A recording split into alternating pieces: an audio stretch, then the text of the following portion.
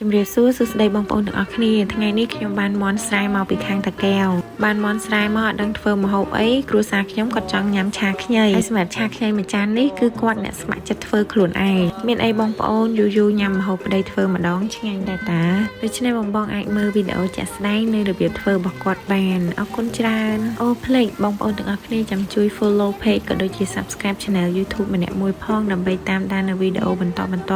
ជារៀងរាល់ថ្ងៃអរគុណច្រើនជម្រាបលា